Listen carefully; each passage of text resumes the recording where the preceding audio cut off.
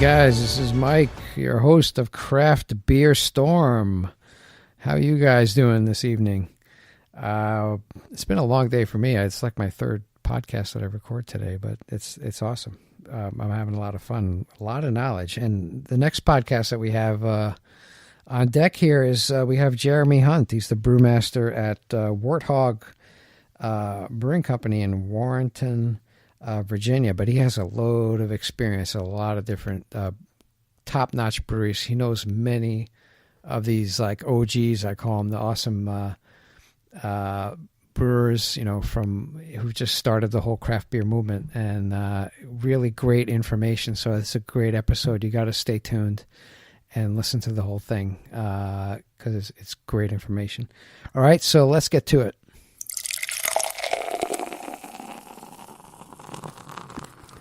Hey, we're here with Jeremy Hunt. He is the brewmaster at Wort Hog in Warrenton, Virginia. How you doing, Jeremy?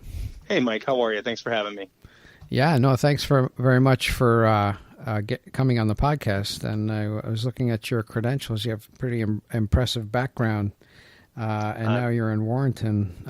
Yeah. Actually, I explored the Virginia scene a couple months ago. I went down to actually Harrisonburg. I stopped by there, and then I went into Roanoke just to check it out because they came up here. Actually, they came up to my brewery, the Virginia, the Economic Development Commission, and they wanted me to check out the scene, maybe move down there. And I was trying to put something together. Okay. I didn't do it right now, but you never know. You never know what could happen in the future. Right on. Yeah, I see you're between Harrisonburg and Washington, D.C. Yeah, we're not. We're probably 60, 70 miles from D.C., so just far enough away from the mess. And yeah, it's a pretty nice little spot. Yeah, Virginia's beautiful. I really enjoy going through there, and the people there are fantastic. Everybody call me sir. Like, yes, sir. Isn't that funny? I promise I won't do that. I'm from New England originally. I won't. Oh, you're from New England. So where are you from in New England? Grew up in a little bit in Massachusetts, but then my parents had the good sense to move to New Hampshire. And I grew up in Londonderry, New Hampshire. No kidding, because we're out of Portsmouth, New Hampshire. Excellent. That's unbelievable. Excellent. You see how this crazy world works, right? It's funny, there a couple of friends of mine who I graduated high school with opened up Deciduous Brewing Company in Newmarket, I think, so not too far from you guys. No kidding. Zagami? Yeah, Frank Zagami, Frank and Marianne. All right, Shout out to them. Yeah, our kids went to school with their kids, so isn't that fun? It's crazy, yeah. But they're Small doing world, good. right? They're doing some good IPAs now, and they had a brewer there before. I don't know what happened to him. I think there was I don't know what happened, but now they're still making some good brew. Excellent. Which is good. Yeah, so let's and actually I was in Washington, D.C. a couple weeks ago. I did the Marine Marathon down there. That was my first marathon, which was fantastic. All you veterans out there, we salute you. You guys are fantastic. I got people who are working for me. I have a Marine behind the bar, and I have somebody who was in the Army, retired, and great people. And I really appreciated everything that they'd done, and it was a very emotional day. It was a good day. Sure Awesome. Thing. But maybe let's get into you and maybe your background, your history, where you started, and how you ended up at Wort Hog. Sure. Yeah. What would you like to know? Just where it started, where it came from? Yeah, where you came from and your progression through the how'd you get into brewing beer, okay. And then your progression all the way to you have a very impressive resume from what I've seen. Oh, thank you. Thanks. Yeah, I've been blessed to work at some fantastic places and learn from some even more fantastic people. Honestly. Wow, that's awesome. Yeah. It's been it was a kind of an oddball, insofar as like a career path. I mean, my mother thought I was out of my mind, and my dad said, well, I mean, he'll figure it out or he'll do something else. So they weren't unsupportive, I wouldn't say, but they just figured, the typical. He's just going to be drunk all the time, just like college. But that's just not the case. Oh boy, it's just not the case. No. Yeah, I've always actually loved craft beer. I mean, I'm going to be 42 this year, okay. And for me, I've never really had to have junk beer, so I just would rather have not drank beer than than drinks like status quo Bud Light or something like that. It's just not my thing. I just rather drink water, you know. Yeah. But yeah, my first beer was a Sam Adams Scotch Ale. So and then, you know, reared from that to the old Catamount Porter and gosh, I don't know, obviously Long Trail, you know. Yeah, Long Trail makes double good bag. stuff. That was always a I love treat. double bag. That's awesome. I got to make it. It's an alt beer. Right on. It's so good. It's my favorite style of beer, honestly, because it sort of bridges that gap in between ale and lager, and it's yeah, that's probably my. If you held a gun to my head and said, "Hey, what's your favorite style?" I'd have to say alt beer. Yeah, man, I got to make one of those. Yeah, it's really tasty. Right on. But yeah, in college, my wife and I, we weren't married at that time. We were engaged, but we lived off campus, and she would come over and we would homebrew. So that's where this all started. I saw one of the guys at school was brewing in the dorm, and I thought this guy was just a mad scientist. I had no idea you could do that at home. Now, sorry, where'd you go? Did you go to UNH or no? No, I went to Franciscan University in Steubenville, Ohio. Oh, wow. Okay. Yeah, my idea was to become a Catholic priest. How about that? Well, you got the now monks making the Belgian style, you know. Oh yeah, that's you know, pretty much saved humanity for, you know, through the Middle Ages, you know. But yeah, that was my idea. But you know, that's now I have a wife and 6 kids. But then you met a woman, and that was it.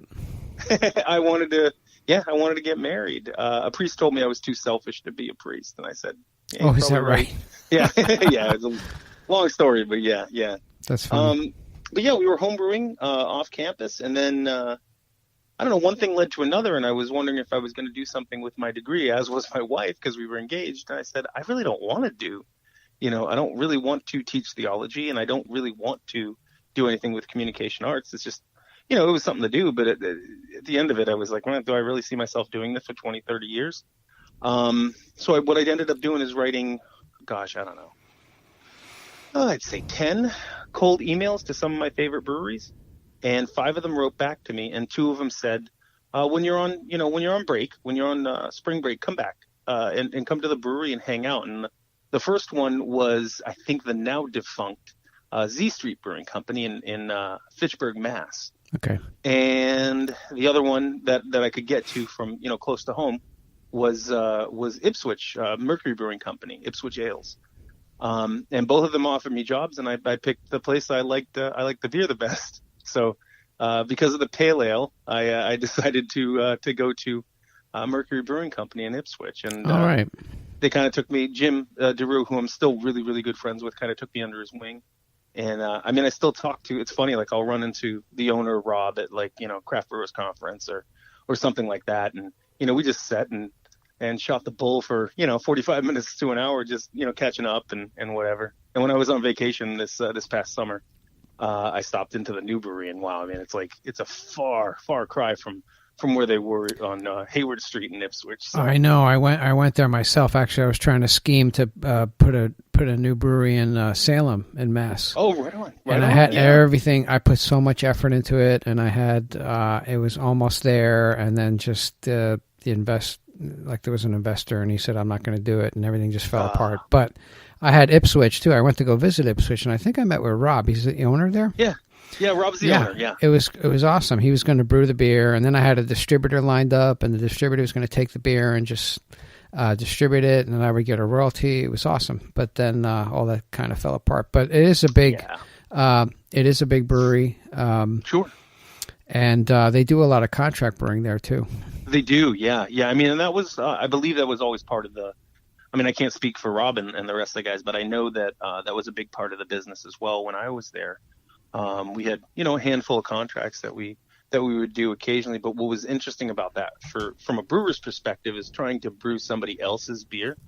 You know what I mean? And it was a good teachable moment for me. You know that I'm not just brewing beer for me. You know what I mean? It's still a business, and we're brewing beer for other people. I think I'm having too much beer.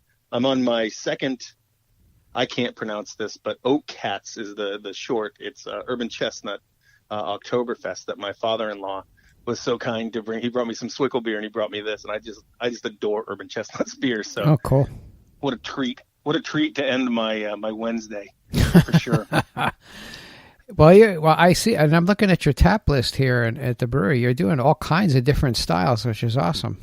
Yeah, it's nice to have a variety. We're continuing that, doing the pilot batch stuff, which is has been occasional, meaning we'll do some sours, and we'll do, I tried out a brut IPA just to see what it was like. A few other things, but we got a bunch of stuff coming down the pipe. So wow, that'll be a big focus in 2019, is just doing very, very small batches. It's funny because this is the smallest brewery I've ever worked at. So a 15-barrel brew house is tiny. It is 15 barrel. Yeah, well, yeah, compared to other places. Yeah. So, yeah, 15. Yeah, we have a 7-barrel, but you're going to be a good source when I have questions, because I see all these things that you're brewing, and it's like, wow. A lot of good stuff. It's fun too, because we have the flexibility where I can do some lagers, which is sort of my first love. You know what I mean? Like, that's being able to brew a pils. I know from being a brewer now for over 15 years, the first thing I'm going to have at somebody's brewery is their lightest beer, which is normally either a Helles or a Pilsner, more likely than not. Just because I want to see, you can't hide anything in that. If you can make a great Pilsner, you can make a great anything. Yes, yeah. If you try that, you can't cover it up. It's just that's right. It's a good beer, crisp, and if it's good, then you're like, all right, these guys know what they're doing. Absolutely. And if it's not, you're like, all right, let me try something. And that urban chestnut, their Swickle beer, it's like a Helles. And it is absolutely, it's next to perfect. It actually inspired me I guess it was last year at some point, to brew a Swickle beer. I said, I gotta try my hand on this. Just a completely unfiltered, just, you're standing basically naked in front of all of your patrons saying, this is what I hope I did well. Like, what do you guys think? No, it looks very, very, you know what you're doing. I could see the descriptions and the styles. It's awesome. So from Ipswich, what happened from there? Well, from there, really, really cool. I was working there when I got married in 2004, and gosh, very quickly a baby came, and I couldn't really get paid what I was getting paid. And a few other things. I wanted to be closer to my family. My parents were getting older, and we wanted to live in New Hampshire, and that's a heck of a drive every day down. Oh gosh, what was it? I don't remember what. 95, 121 maybe 95 or 121 or something like that. Yeah. Some of those back roads. Oh, you're in Londonderry. Yeah. Anyway, one thing led to another, and an opportunity arose for me to work at Redhook, and I said, I had to weigh my options here, because it ended up being a nighttime, overnight shift, because they still are, I believe, a 24-hour operation. Okay. But it worked out best because my wife and I would sort of swap shifts. I would work, the overnight shift, and she would work from, I don't know, like 3 till about 7. We were sort of passing ships in the night. I had to leave at 7:15 to get up to Portsmouth. So, but man, having the opportunity to just see brewing at that level, you know what I mean? Like, I mean, Ipswich was legit. Like, they were brewing on a 30-barrel system, but to go from that to working with centrifuges and working with huge. I took a tour there. Yeah, it was pretty impressive, and really moving up the ranks in that to being the lead pretty much in the cellars was. It was awesome, being able to be in the brew house. When were you there? I left in 2008, the end of 2008. And I don't know if Uncle Frank was still there. Oh yeah, Frank was definitely there. Last I knew, he was at Lord Hobo. He's at Lord Hobo now. Yeah, he still lives in Exeter, which is like the damn commute. And all the Lord Hobo guys live in Exeter, New Hampshire. I don't know why, but it's just this horrendous commute. Commute. Vlad is up there. Vlad is their production manager, I think, and he's ex Redhook as well. Wow. So yeah, there's quite a few that are up that way. But Redhook's right around the corner from me. It's like, right on. Yeah, we're on Route 1. I don't know. You remember the Beach Plum, where that was? I do. Yeah, I remember where that is. We're in that plaza. Yeah. I can, or I may or may not. I won't confirm that it happened, but it might have happened that, like, on Christmas, we may have gone to. Maybe there was work that didn't need doing at Redhook, and maybe some of us snuck away to the coat of arms and had I had a pull of London Pride or something out of the hand pull there, right. which was off cask. It was pretty neat. So I know my way around Portsmouth a There's little no bit. more. They closed, Coat of Arms. Oh, that is a disaster. Oh, no. Yeah, that's they had to close because somebody bought the building and then they changed it to some other restaurant. So it's horrible. Oh, did you know Mikey there? Mikey was the manager. I might have met him in passing. He's at the Thirsty Moose now. Thirsty Moose is killing it all over the place. They just take these buildings where maybe there's a former restaurant there and they just go in and boom, it's like a success. It's unbelievable. That's beautiful. Wonderful. But, I'm glad he landed on his feet then, because that was, just a wonderful local sort of hunt where you could just get fantastic beer on cask. Who gets Fuller's on cask, We had our stuff there. We did casks of our IPAs we put on there, but stout. Even did a Oreo infused Java Porter. They put that on tap. They love that stuff. Excellent. So that was what a wonderful place. I'm sorry to. Yeah, unfortunately, it was a pretty cool place, but what are you going to do? All right, so we're diverting. So you went to Ipswich and then you went to Redhook, and actually Redhook, now they renamed themselves Cisco. Yeah, I heard that. It's funny because that sort of comes full circle too. Because I remember we had contracted Cisco when I was at Ipswich. Yeah, when I was there, I saw that they were brewing Cisco, but they bought a portion of Cisco. It's the whole thing. The Widmer brothers, they bought a portion of Cisco, then they bought the whole thing, and some other breweries, and now they're just doing a whole bunch of stuff at the I gotta be honest. Location. Yeah, I gotta be honest. Just for having worked at CBA and Redhook beforehand when they were separate. To me, and I've not been doing this forever. I only know what I think I know, which isn't really all that. It's not worth a hill of beans, honestly. But I think personally, they're setting themselves up to sell. That's what it looks like to me. That's what it looks like to me. But and having more brands under your portfolio, this is what big business does. Accumulating, and then they're going to sell to maybe AB or something like that. Yeah, well, they're already. I believe Widmer and Redhook are owned 33%, actually, yes. Or CBA now. It's 33%. Yes, so, there is an option. Actually, I did we talk about craft beer news. I did a news story on that, and they have the option to buy the whole thing. I think next year or something like that. I don't know. Boy, well, you're right. They set everything up, and then boom, there you go. Yep. I don't know. It is what it is. The market has changed, from when I started for sure, and it's a different.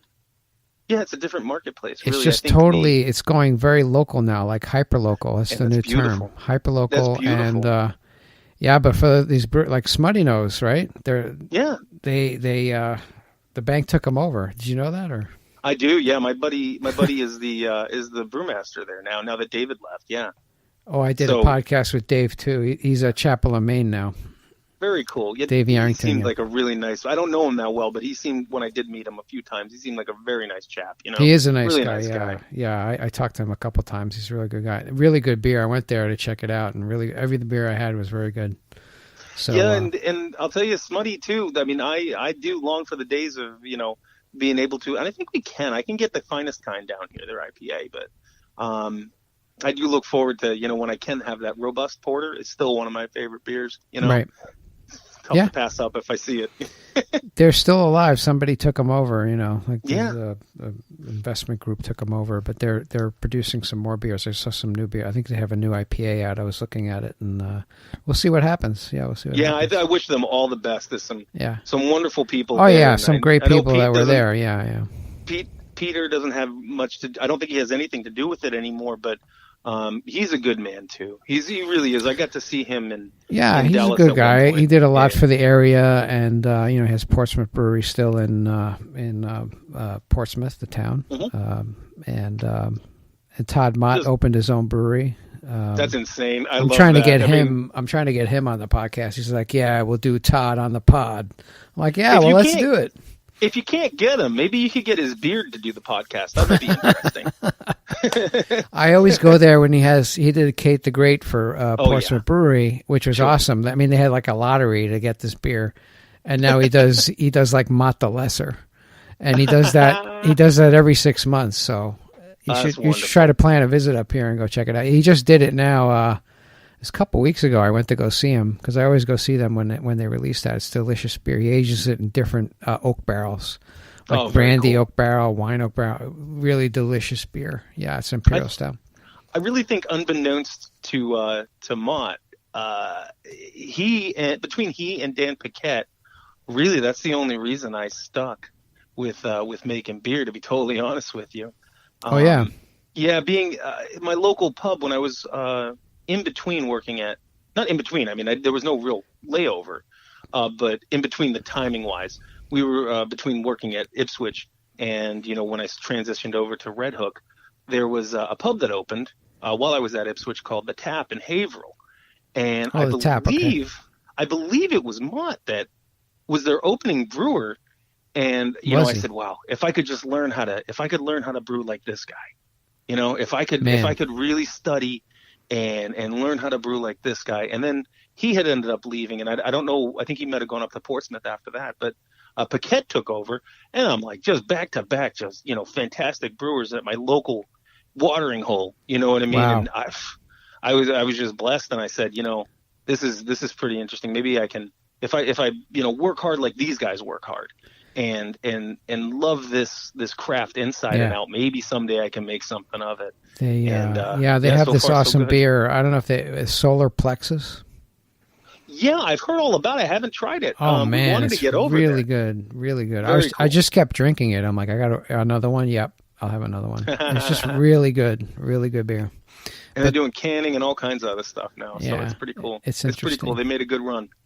So from Redhook, what happened there? Well, I mean, after I learned, like the higher levels of working in a production environment, I became more marketable, and people started coming to me to see if I wanted to, and I had the marketability of like being willing to work overnight shifts. Yeah. And so, I mean, the opportunity presented itself for me to go down to Dogfish Head. Wow. They were looking to hire me on as their senior brewer. And, cool. I mean, I think I worked the overnight shift and then drove down to Delaware, hung out. And then they wanted to, after my interview and stuff, they wanted to go out for beers at the pub. And I said, okay, like, let's try this. And I think maybe one or two Palo Santos in, I said, yeah, this is the place for me. This is definitely the place for me. Now I have to go home and convince my wife. We're moving to Delaware. Yeah. We up and moved to Delaware, and I have to be honest with you, man. Like, it was a pardon my French, but it was a kick-ass job. Like, nobody gets the opportunity I got the opportunity basically to work at my favorite brewery, and that's, I mean, the people I met, I mean, I'm still friends with Brian Selders, who was the head brewer at the time and then left, and now he's back as like some sort of R&D superhero, I guess. He's the best. And Sam's just what you would think from seeing him on that Brewmasters show. Yeah. He's the very same guy. I mean, he is. There's nothing fake about him at all. Yeah. And there's nothing fake about his love for craft beer at all. Like, I read he's his 100% book. real. Yeah. It's awesome. If you could do me a massive favor, maybe connect it. I would love to have him on the podcast. That would be like, boom. That would be like the number one podcast. You know what's funny? Like, I don't get a chance to speak to. I speak to Brian every now and again, but I haven't talked to Sam. When I see Sam, I'll see him at like the Great American Beer Festival. Oh, the GABF. Yeah, he wanders around. I saw him a couple times there. Yeah. But it was sort of funny. Like, the last time I think I remember seeing him, he had come by our booth, and I kind of believe in being, the guy behind the booth. If I'm making the beer, I'm going to be the guy pouring the beer. Right. So I tend to not, walk around too much.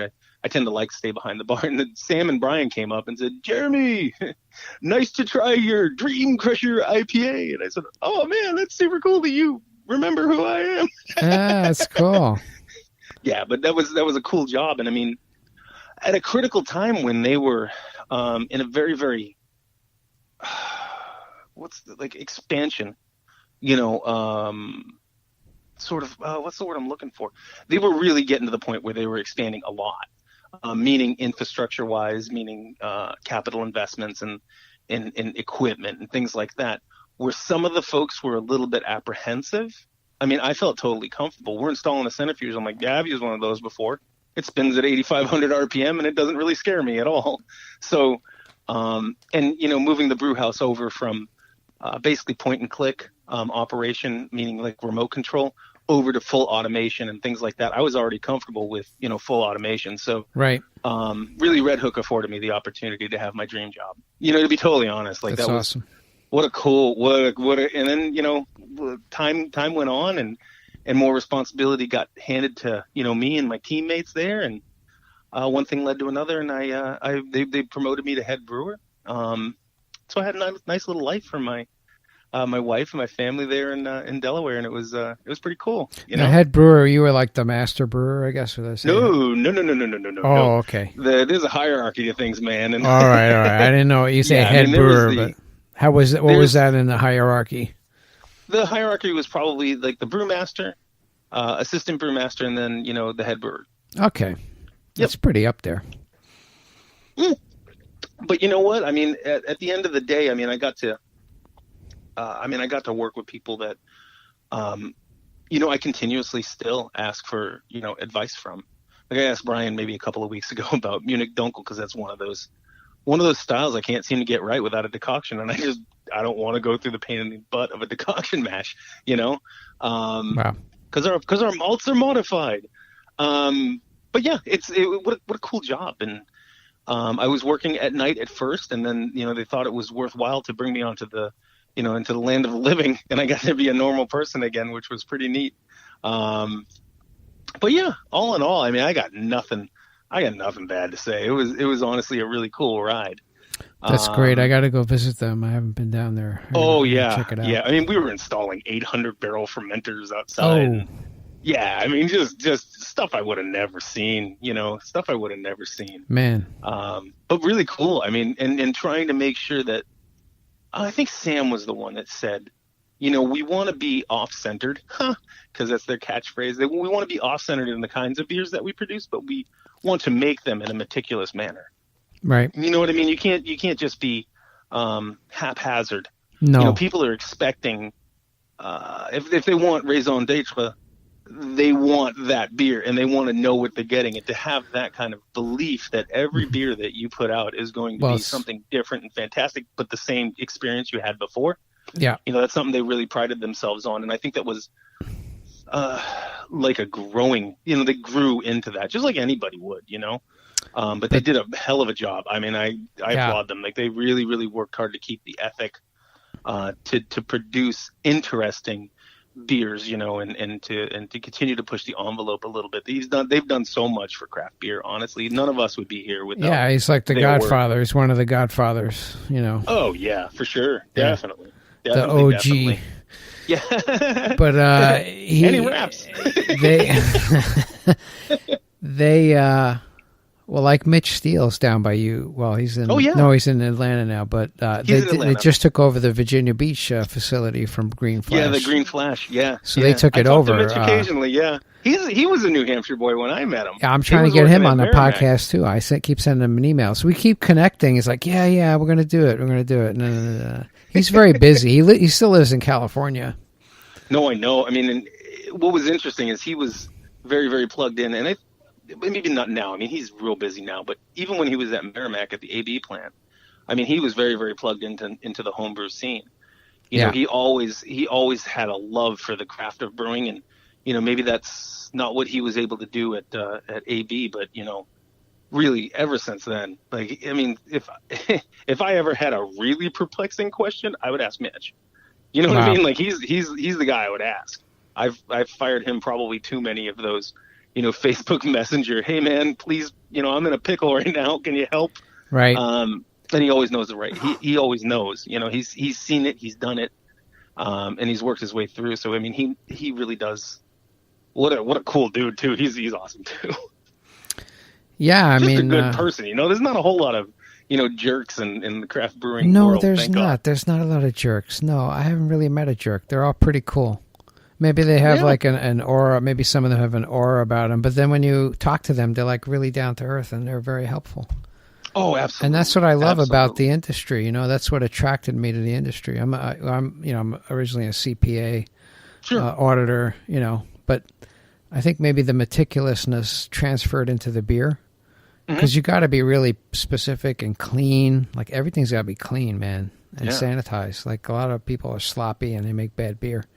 Right. But I think that's what translated it over. But,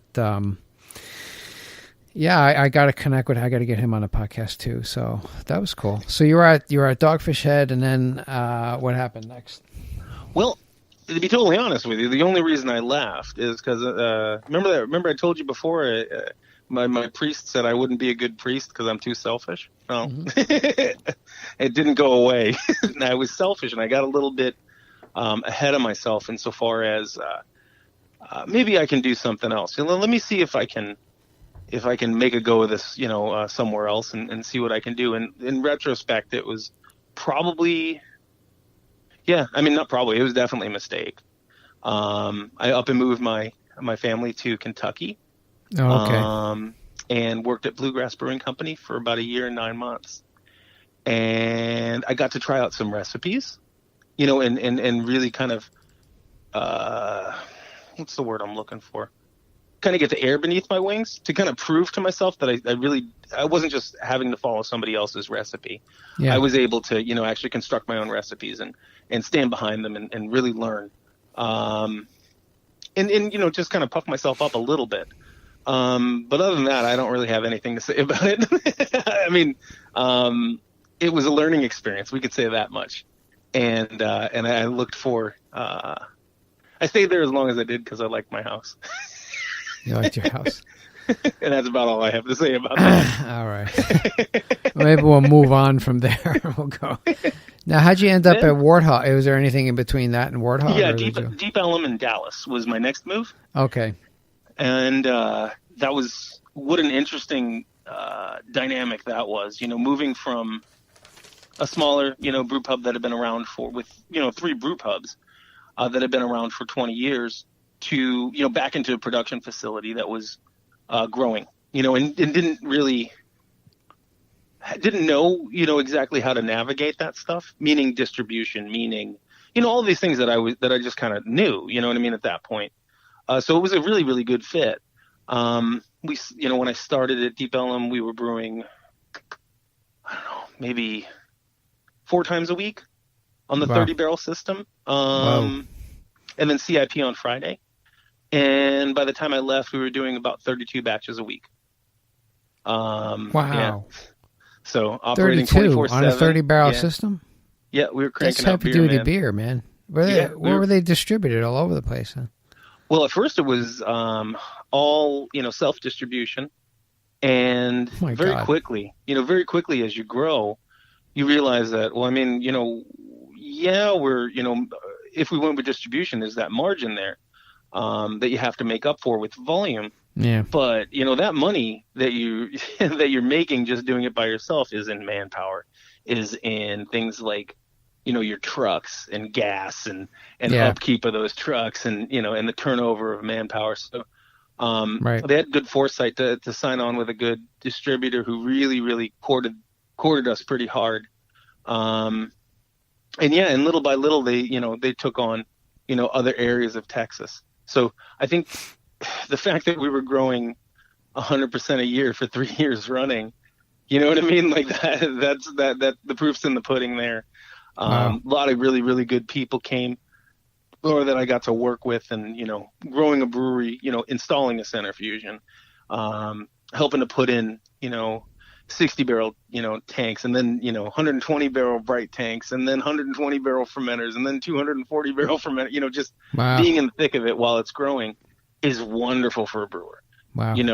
Just to see all of it. It's a lot of responsibility. It's a lot of headaches.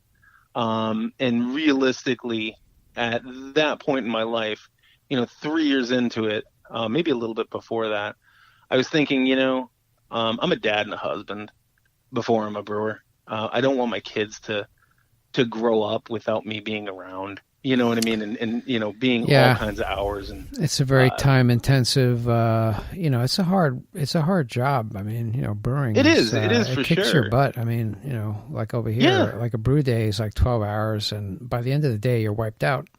Yep. Because it's a manual thing. And in any brewery, I mean, it's just, it's a long day. Mm-hmm. So I started poking around and just seeing. I have obviously some friends in the industry, and I talked to a few of them. Jeff out at La Cumbre in New Mexico. I went out as far west as New Mexico, and I went up as far north actually as Long Trail. But the right fit ended up being opening the brewery here in Warrenton, and it's been, I mean, we're not growing like crazy. It's very, very sustainable, but we're making the correct moves. And a lot of that's happened just recently, with signing on with the right distributor, with having a plan to grow for, 2019, short-term and long-term plans. So being able to offer a portfolio of beers that, I stand behind every single one of them. We may not get the best reviews on our Pilsner, but that's because people want, hazy IPAs and whatnot. Right. But my Pilsner is and I'm not just tooting my own horn. I don't do that about beer generally, but I'll say this. If I'm the type of person that goes out to a brewery, if as a brewer, I go out and I try their Pilsner first, I invite any brewer to come in and try my Pilsner. That's the first beer I want them to try. You know what I mean? Exactly. It's sort of like a knee-jerk reaction to having worked at Dogfish Head and done that. Made some just insane stuff, really, really cool, just insane stuff. But, proving something to myself has always been the most important thing as a brewer. I don't really drink a whole lot. I don't have time to do that with 6 children. But I know I really don't. I don't really have a chance to, 6 and I don't really kids. want to. Yeah. Wow. Yep. Thanks, beer. It's honestly like it's better. When I first started brewing, I wasn't married. I could just do what I want and maybe sleep at the brewery a couple of times, maybe too many times. Yeah. But I'm a responsible adult now, and I have maybe a couple of pints at work a week, 2. Maybe 3. Yeah.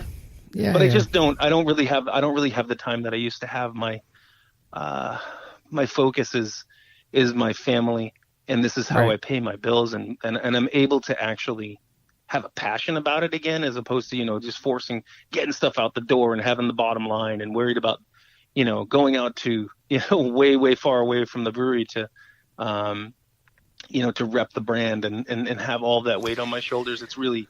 It's a breath of fresh air. It really is a breath of fresh air. You're local and you're making what you like. And you have a lot of different types of styles here. I see milk stout, brown ale, and then you got Doppelbock, and you got a Scotch ale, and you got an IPA, and a Hell's Lager, and a Hoppy Pilsner, and Imperial Stout. So it's like all over the place. But you're making a whole different bunch of styles, which is great. Oktoberfest, Marzen. Awesome.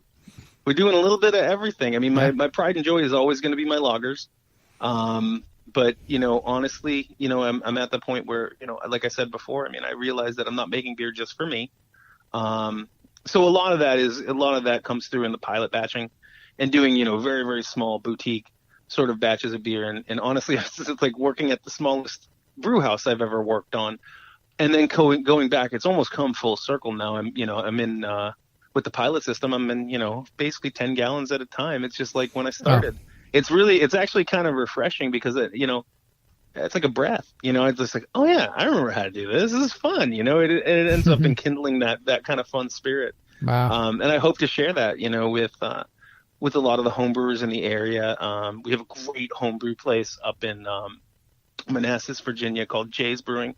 They're fantastic. And, if I ever need yeast for a batch, they've always got the hookup for me, oh yeah, we'll get you that White Labs 550. So, they're great. They're really, really cool folks. And that's one of the things that I would like to get back into. Whenever I do a small pilot batch, I invite, whomever. If you want to drop by, drop by. You know what I mean? Hang out. We'll talk beer. We'll hang out. We're not going to drink beer, but that'll be afterwards.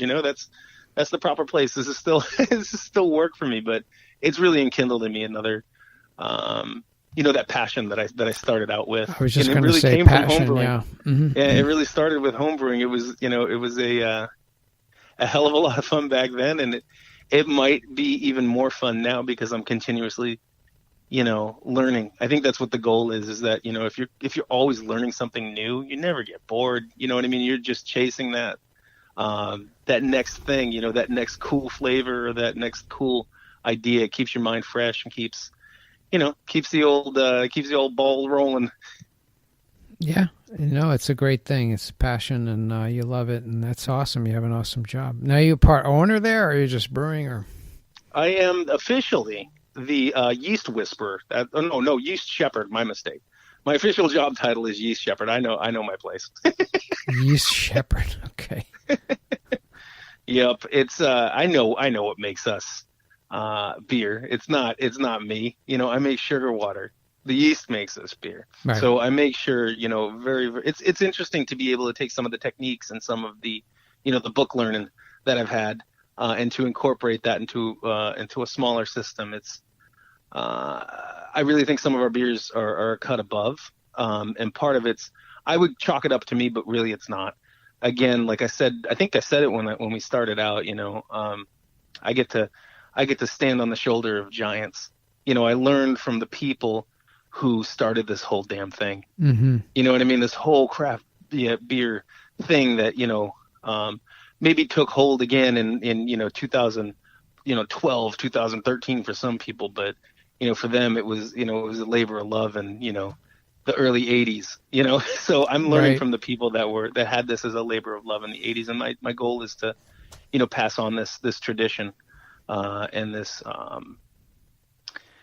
the techniques and some of the stuff I've learned and really sometimes the hard way by messing up, pass that on, the knowledge that I have to, other folks, other brewers, and maybe, have them really geek out. Maybe they'll go from home brewing to open up their own place too. Well, you never know. That's what it's all about, learning from really great people and then transferring that knowledge to others and help impact, paying it forward. And I mean, it's a great thing, you have a passion, and beer is popular, which is awesome. And beer, you can be depressed and you can have beer, and you can celebrate and you can have beer. So beer's going to be here.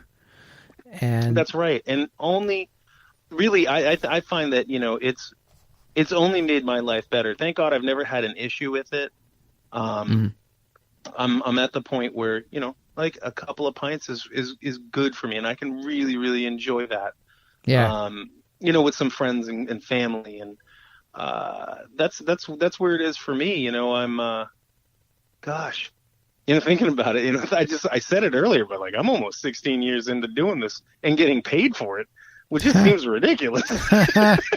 It just seems you got the optimal job there, when you can say I'm doing something you really love and you're getting paid for it. It's like crazy. Yeah, it's not half bad. It's this career path and the community and everything with craft beer has been nothing but good for me and to me.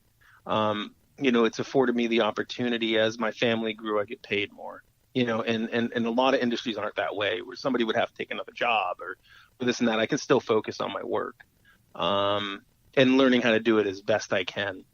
And yeah, really, I mean, I'm raising my family by making beer, and my wife, thank God, she's able to stay home because she wants to. And we homeschool our kids because we want them to be super smart and really socially awkward. So far so good. But yeah, it's really it's been a blessing. This whole it's been a pretty good ride. I sound like I'm writing my my epitaph or something, but like it really has. It's been an awesome ride. And yeah, I don't really see that changing. Like I said, you had a impressive resume, and you've touched base with a lot of powerful people in the beer industry, and these guys are superstars, and you've gotten to know them and learn from them, and you have a lot of knowledge, and you're passing it on, which is fantastic. And I will be calling you I want to try to explore some other. I never did a lager. I just never did a lager because I only have 2 fermenters, so I tie the thing up. But I want to do one, and I'm going to call you, and we're gonna figure it out. There's a lot of stuff even the homebrewer folks, were telling me the other day of this, I think it's not the other day, it was actually a couple months ago, but I went into the homebrew shop because I had to pick up some yeast for a small batch. And, we were talking about fermenting under pressure with, different lager strains. And I'm like, for real? And like, oh yeah, you could turn this thing in, half the time that you'd think you could. I'm like, wow, I'm on 6 weeks. Like, really? That would be intriguing. So yeah, there's a lot of stuff too that as professional brewers we can learn from the home brewers too, because they're on the cutting edge of a lot of different stuff. So Yeah. I'm still going to be that guy that's going to be, the 6 week. We're gonna hold them, but who knows? Who knows? Maybe I'll trial it out with a pilot batch and see what happens. Yeah, I mean, you can learn a lot from homebrewers. I mean, that's how I started. Me too. It was just an idea, and Isn't that funny? I went from 5 gallons to 200. And that's where I am. And I've had a lot of help from brewers in the area. I've just kind of harassed them and said, "Yeah, I'm going to open a brewery. How do I do this? How do I do that?" And I still ping them and ask them for yeast and ask them for grain if I don't have it. And sure, that's what the community is all about. That's why this cool. hyper local thing is fantastic. We're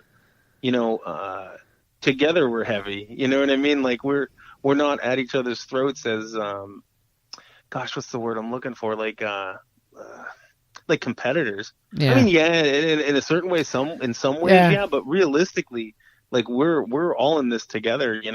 And really, to me, like kind of against the big guys because of what they're trying to do to craft beer. So I know it's unfortunate, and that's the reason why I started this podcast as well. I still see when you go into a grocery store, there's like 90% big beer and suitcases for $10 and 24 packs. I'm like, go buy a pallet of water. You'd be better off. It's healthier for you and it's cheaper. And instead of spending that $10 on a 24 pack, buy a 4-pack, 16-ounce 4-pack of local craft beer. It's delicious. Support, you'll appreciate it. Yeah, and support local. That's right. And I mean, that money goes back into your local economy. It really is a more sustainable thing. I mean, I'm not a Republican. I'm not a Democrat. I'm kind of a libertarian. I like to kind of call myself, but which is funny because I'm from New Hampshire. That's strange, being a libertarian.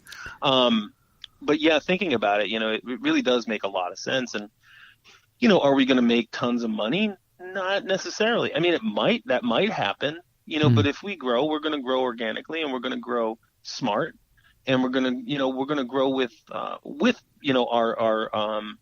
the people who love our beer. They're going to be by our side. That's the goal. You don't want to ever get so big that you become, too big for your britches. You know what I mean? Like, we're part of the community, and that's the goal. And it was funny. Like, I was staying late at work for whatever reason today, and we got into a conversation about having a Festivus party this year, really? Just for giggles, and that's something that's not going to happen. At a bigger place, maybe they wouldn't offer, that to happen. So it's actually pretty cool. Like we have a lot of cool stuff in the pipeline, and we're pretty excited and happy with, with where we're at. And so far as the beers are coming out, very, very well. And I'm proud of every single one of them. Not as proud as my kids, but it's a close second. Oh, when people come in and ask me, I have kids too. I have 3 girls, but they ask me like, what's your favorite beer? I'm like, I can't pick one because it's like my kids. I know. How do you pick your favorite kid? How do I pick my favorite beer? Yeah, I love them all. So you know what I end up saying? And I get that question a lot. Well, what's your favorite beer? I say the same thing. It's like telling me to pick my favorite child of the 6, and I don't. But Pilsner. Pilsner. It's funny. Yeah, a lot of breweries are making really good Pilsners and lagers. And I had, Jack's Abbey? I do, yeah. I had Jack on the podcast. I was talking to Jack. It's awesome. Very cool. We grew up actually in the same neighborhood. I didn't even know, in Westchester County, New York. His father had an ice company, and I'm like, yeah, I lived in Eastchester. He's like, oh, where? And I'm like, oh, we had our big beverage mart was our largest customer. I'm like, no way, it was right up the street from me. So it's unbelievable, huh? So you just Sunny, everything is connected Pills somehow. Is about as good as I've had. Their Sunny Ridge Pills is about as good as I've had, man. I gotta be honest with you. They have really, and their Hoponius Union. The IPL, IPL, it's very good. Oh man. Yeah. Really good. I was like, wow, I got to go visit them. Yeah, they don't mess around, man. They're making Swickle beer, and their post-shift beer is fantastic. All of them are really, really good. And they opened the ale. They did ale brewery right next door. They opened. Yep. They're making ales now, so it's awesome. Barrel aged. Wow, I got to get down there. I got to go. Oh, what's that? I got to go down there. Where? Oh, to Jack's Abbey. Jack's Abbey, yeah. It's funny. We actually just transferred out of a barrel. Woodford Reserve double oak barrels. We just transferred our bourbon barrel stout into tank yesterday, I guess, Oh. and started cooling down. I carbonated it today, and holy Toledo. Really good. It's not a beer I'm going to be drinking pints and pints and pints of, but because it's strong, man. I mean, it's strong, but that's what you get when you get a brewer that worked at Dogfish Head. Know how to make strong beer, man. We have in our, speaking of barrel, we get barrels from Allagash, Jim Beam barrels, because they make the Curio. Yeah. So actually, our anniversary is this weekend, 4th anniversary, and I did a Weizenbach, and I aged it in the Jim Beam barrel for like 2 months, and it's like, oh man, very cool. It was very nice. I never did that before, but it tastes really good. So we're gonna have it on tap Friday. Actually, I got to put it on tap. Very cool. Well, congratulations on 4 years, man. That's fantastic. Man, you don't understand. It's like people think, it's just open. Everything's going to be great. And it's just me, man. You know, I like you were in the, you know, it's just, you know, you have one wall after another and you have to decide whether you're going to just back away or you're going to tunnel under the wall, scale the wall, or blast through the MFer. Blast through the wall. And I've been blasting through a lot of walls, and people haven't been happy, but I don't care because I'm still alive. There you go, man. And you're doing what you love. If it's something that's, you know, it's awesome. That's why I started this podcast. I'm like, it's fantastic. I love it. I'm just integrating everything together, and it's awesome. You know, so I'm just trying to, make this thing work and grow this podcast quickly and get people acclimated to craft beer, you know. So what would you say final words like for somebody who hasn't had any craft beer? Like, how would you convince them to kind of try it and support local? And me personally, I mean, if you're in the, well, I mean, you can't really swing a dead cat without hitting a decent craft brewer nowadays. But you know, go for something first. You know, that nobody talks about that gateway beer anymore. And, you know, I know for us, that was, purposeful. We have we have 3, what we would consider gateway beers. Our Pilsner, our Helles, and really the Warrenton American Ale. It's just a blonde ale. But they're all real good. You know what I mean? So I would recommend, starting off with something that, you're supporting people that you believe in, and who have, a craft, you know what I mean? They're independent and they have a desire to, make other people's lives better. Like, I gotta say, as a brewer, for me, being able to see people, if I am pouring beer, which doesn't happen that often, but if I am, they don't know who I am. Nobody knows who I am. I try and keep out of the spotlight as much as I can. But I love just watching people say, "Oh, that's good." I don't like IPAs, but I like this one. That's really what's intriguing for us too. And I want to pass on a little bit of the joy that craft beer has brought to my life to other people. So, I mean, as brewers, we're cognizant of that, and we want to make sure that we have something for everybody, and I think that's really the hallmark of a good brewer, is that you're going to have something for everybody. Right. There's a beer for everyone. They just don't know what it is yet. What I mean? They just haven't tried it yet. So be inquisitive. That's what I would suggest to people who aren't necessarily into craft beer yet. Be inquisitive, pay attention to where your beer comes from. Read labels. If you're out at the store, read labels. Oh, this is bottled in, wherever. You know what I mean? Know the company, know the people that you're supporting with your dollars. Be choosy. Choosy moms choose craft beer. Oh God. Yeah. I mean, I try to convert people when they come in. It's like, oh yeah, I just drink, XYZ light. And I'm like, well, try this. Like, oh, that's good. I'm like, yeah, It is good. You should want a pint. Yeah, sure. I'll have a pint. So you try to convert them.